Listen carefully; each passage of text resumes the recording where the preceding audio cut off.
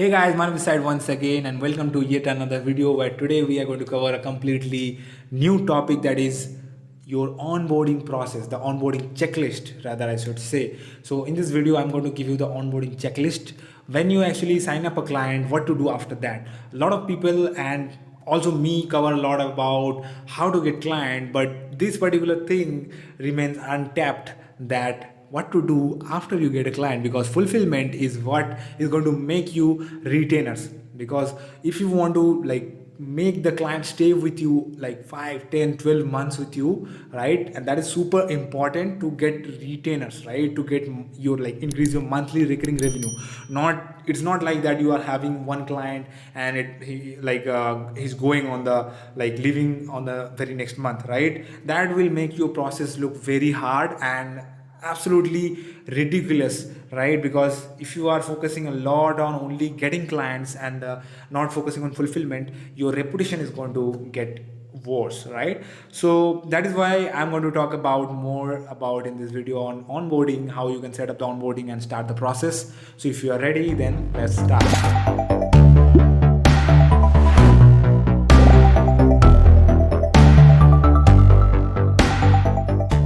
Now, the first thing that you have to do is whenever a client signs up with your agency, you have to make sure you have a lot of process like videos ready, because I have seen that a lot of people, they go on a particular onboarding call. Obviously, I prefer that as well. So you go on an onboarding call, you actually tell them that what they need to do after the call, right? And then I'm talking about after that, right? Obviously, you have to have an onboarding call, right? After that, what you have to do is you have to make little, small videos of the processes. Say, for example, for onboarding, not onboarding, for access taking, for communication purpose, for what to do for reporting purpose. So you have to make small videos. Like you can use Loom for that, right? It is a very you can make 5-minute videos for free. There's nothing, no charges involved. So what you can do is you can make small videos for all those topics that you are going to cover after a client actually signs up with you, right? So how the process looks like is you make videos for all the process that you follow. Like say for example, there can be 5, 6, 7 different processes, from taking the access, taking the software accesses, taking the Facebook campaign accesses, then getting the ad copies, and then getting the reporting options. So then setting up the communication, right? So all this stuff you have to first make some small videos. And why videos? Because if you have 4 or 5 clients, right, you can come on onboarding call and you can explain all this stuff on the onboarding call, but it is not recommended, because when you actually start scaling, you get 20, 30 clients, right? It is very much difficult to make time for these kind of silly things, right? Not silly things, but it is completely, these things can be done once and for all with when you actually create videos, right? So why do these things again and again? And that is the beauty of automation, right? As a CEO, as a owner, you should work on the business, not in the business. You should not do these things again and again, right? You should actually do this once and for all and set this thing, right? So have the process set up, script the videos and shoot some small quick reel videos, right, for all those processes. Like if you have 7 processes, have 7 small videos explaining what the process looks like, right? So number 1 point is create small Loom videos to explain the process, right? Next thing is setting expectations. So how you can actually set expectations, because, and this is so very much important, because when you actually sign up a client, you should have proper communication about what expected results you are going to give, what is the time frame that you will take. I've seen a lot of people doing this mistake, that they don't convey the expectation to the client. So the client think that they are going to get these amount of results, right, and they end up doing providing these results, and then this gap actually makes the client to shift from their agency to another agency.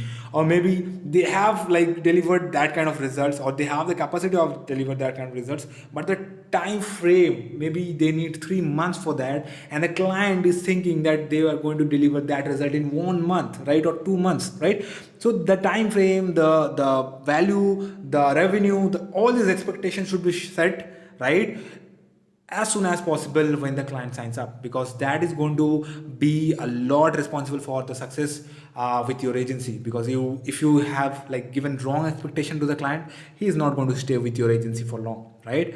So let's move on to the next point, that is under promising. That is so very much important, guys. I have seen a lot of people doing mistake of over promising. Even if you can deliver, say for example, x amount of result, promise half of that, or maybe two-thirds of that result. Do not commit complete X result, because it is a game of Facebook, it is a game of Google, it is a game of Instagram. You cannot trust on them always, right? They can like sometimes give you bad results as well. And what if you have committed X result and you get, like, for most of the times you get X result for your clients on the maybe very first, second or third month. But what if you now have like, that is a, like in that iOS 14 update, right? That is an example. You have, say for example, in January 2020, if you have promised your client X result, and on February 2021, you like the iOS 14 update hit and the results were like this, man, that was very bad situation for us, like the agency owners, right? So yeah, that you cannot believe, like you cannot trust on the process, right? They can change their algorithm, right? Anything can happen. So always make sure you under promise. Whatever you can deliver, promise at least half or two-thirds of that. And that's why you can make sure that you are delivering like over delivery, you are giving over delivery, and that will actually make your clients happy. Because now if you have promised like this much and you are giving this much, everybody will be happy to be promised with like $1,000, $2,000, and having like receiving $5,000, right? So that's the mindset over here: under promise, over deliver, right? Let's move on to the next point. Then again, communication is very much important. So you have to make sure that you're setting up communication channels. I prefer personally Slack, because Slack is super awesome. You can have private groups, you can have different channel for different things. Say for example, for ad copies you can have different channel, for ad videos you can have different channel, for reporting you can have different channel. And within one single like particular Slack what do you say, workspace, you can have multiple different channels, where it actually makes you like the communication process very smooth. It is not messy, like you are having client is sending you creatives and you are talking about report in the same thing in the like what used to happen in WhatsApp or Messenger, right? And I completely avoid Messenger and WhatsApp in terms of communicating with clients. If they are like trying to communicate me on like WhatsApp or Messenger, it's a complete no, because I do not believe communicating in multiple channels, right? That actually reduce the effectiveness, because I have to go back and forth and check what I have talked on WhatsApp, then again I have to get reference from Messenger.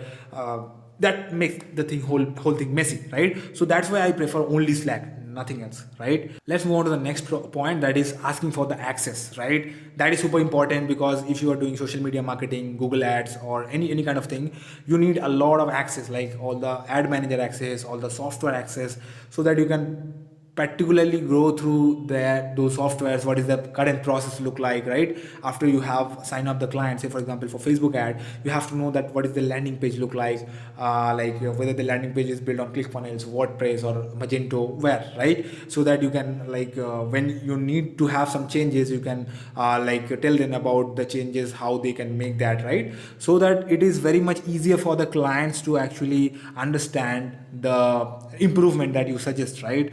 And obviously Facebook ad access, Google ad access, you have to take, otherwise what are you going to do on your agency, right? So yeah, the next thing is getting the access. And the last point that I would like to mention is having an audience diagnosis. That is super important. I cannot stress enough, my friends. If you try to predict the audience according to whatever the ads they are running and whatever the activities they are doing, and you end up predicting wrong, it can completely destroy your relationship with the client, and it can completely destroy your reputation if you are doing it on a consistent basis, right?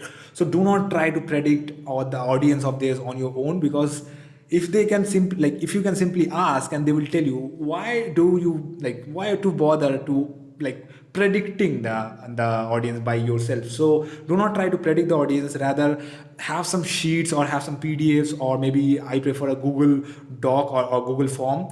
I send that to my client.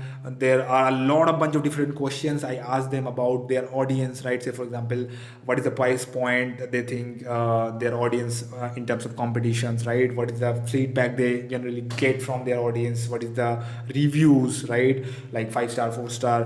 What is the age bracket? What is the gender? What is the demographics? Everything I sent on a Google form, right? They fill it up, I get it, and I completely now understand that what their audience look like, right? And if I get a completely accurate idea, then only I can like set up the right ad copy, set up the right ad creatives, focus on the right demographics and age groups, right?